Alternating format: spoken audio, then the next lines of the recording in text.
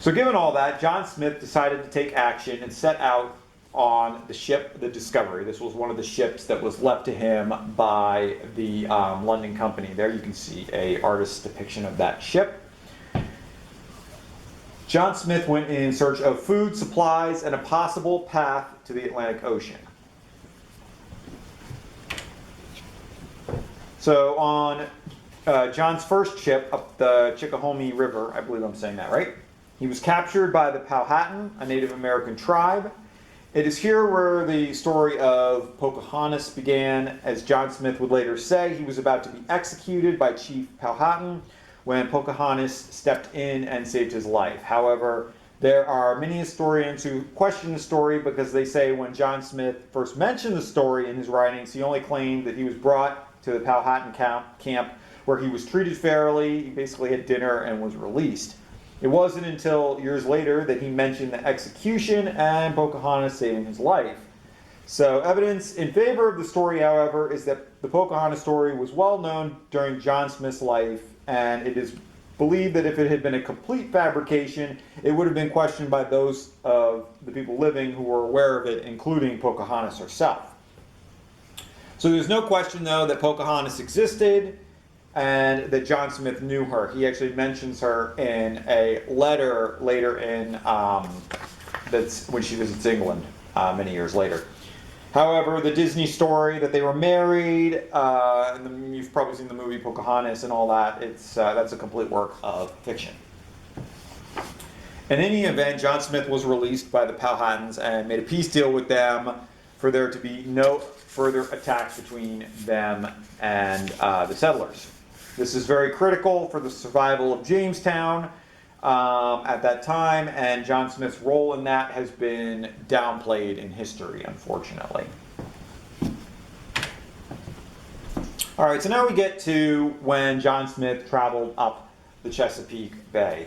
From July 31st, 1608 until August 1st, 1608, John Smith sailed up present-day Northeast River. He stopped at present-day Turkey Point, up the Susquehanna River, perhaps as far as where 95 crosses it today, and he put a Maltese cross at that location. He also settled up to what's the current town of Northeast, which he named Gunter's Harbor, and he placed a cross there as well. John Smith was basically placing these crosses at all the significant spots he's went to. So to give you an idea of where this map is, this is where present-day Aberdeen Proving Ground is, and here's the Chesapeake Bay. Would have gone up to Northeast Maryland, up the Chesapeake where he put the cross. So he did that over a course of 2 days. On August 4th and 5th, 1608, John Smith went up the Elk River and landed just south of the town of Elkton. It is here where he might have gotten off his ship and set out on foot to explore Grays Hill and Iron Hill as depicted in this drawing. You can see him landing here at the head of Elk and walking up to both Grays Hill and Iron Hill, where he places a cross on Iron Hill and names it Peregrine's Mount. So this is actually a drone shot of the Elk River. This would be looking south. You have Turkey Point over here, and John Smith would have come up that way.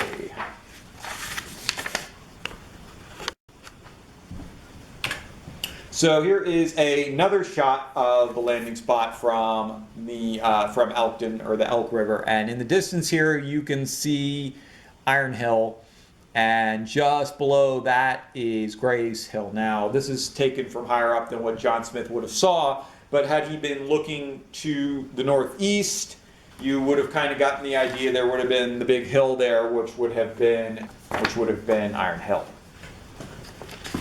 And here is part of the map. It's zoomed in of the Northeast River. You can see here, and see where he placed the cross. You could see Peregrine's Mount here, which I believe is Iron Hill, and there's the cross on top of that. Some people say that the Peregrine's Mount on top, or on John Smith's map, is not actually Iron Hill. However, when you compare it to a modern day map, I believe it is. You can see it lines up very well. Here's the Chesapeake Bay. Here's the Chesapeake Bay over here. Then you have the Elk River, and then you can see where John Smith drew the Elk River. That lines up, and this is where present-day Iron Hill would be, just to the northeast. And then, as you can see, just to the northeast, you have Peregrine's Mount. So I believe that that part at least matches up perfectly. But there's a problem. So in his records that he wrote on August 8, 1608, he writes, the highest mountain we saw northward we call Peregrine's Mount. There is no actual record of him saying, I was actually up there. So was John Smith up there on top of Iron Hill?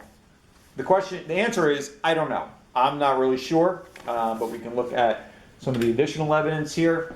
So this is the view from technically would be the view from the top of Iron Hill if there were no trees in the way.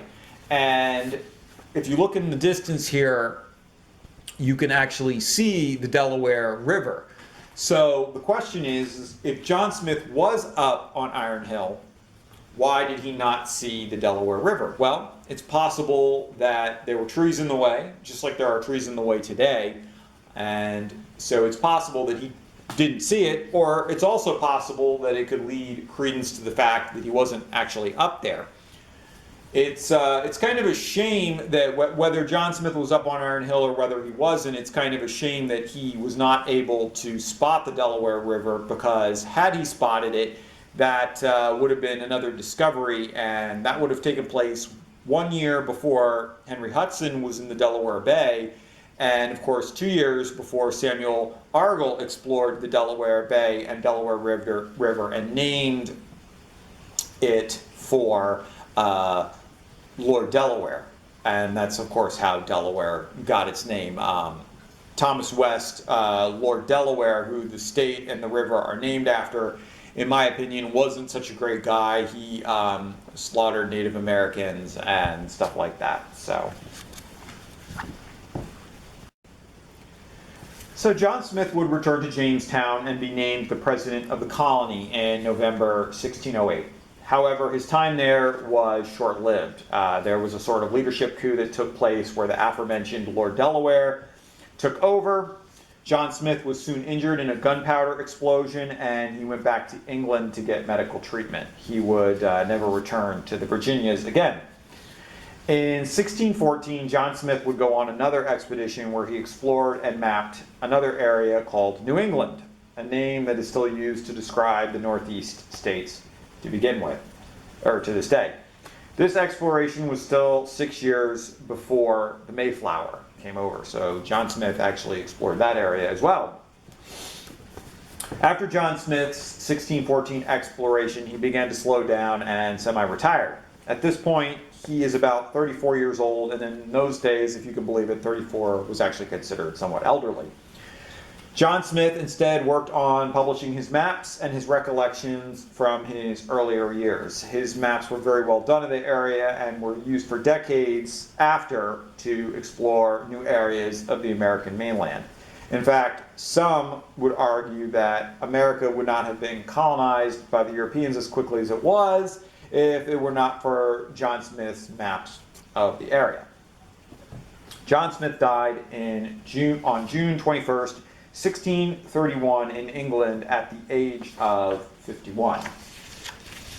So in December 2006, the Senate and House passed a resolution to create the Captain John Smith National Historic Trail, and President George W. Bush signed it into law a few days later. This trail technically includes Iron Hill and the Pencader area. You can see here all his explorations, and this is the official trail, and it does in fact go up the Elk River to Iron Hill. Just 2 years later, a man by the name of Edward Wright Hale wrote a book on John Smith's voyages in the Chesapeake Bay. In the book, he maintains that John Smith did visit and place a cross on top of Iron Hill. I spoke with him personally, and he assured me that Captain Smith was up on Iron Hill.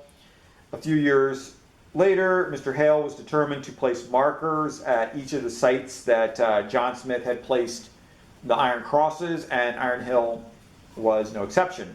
Without any ceremony, Mr. Hale placed a very nice stone marker on top of Iron Hill. I actually found the coordinates of it and went up there. And what is interesting is that it's not on any trail, nor is it easy to find. It's located in some heavy brush about 500 feet from the nearest trail. All right, so there's one side of the marker where you can see where it says Captain John Smith, and on the other side, of course, it says, "To the cross hath been discovered." So basically saying all the places he placed crosses, he had discovered them. But it still remains a mystery to me. There's conflicting information as to whether John Smith was actually up on Iron Hill. Thank you.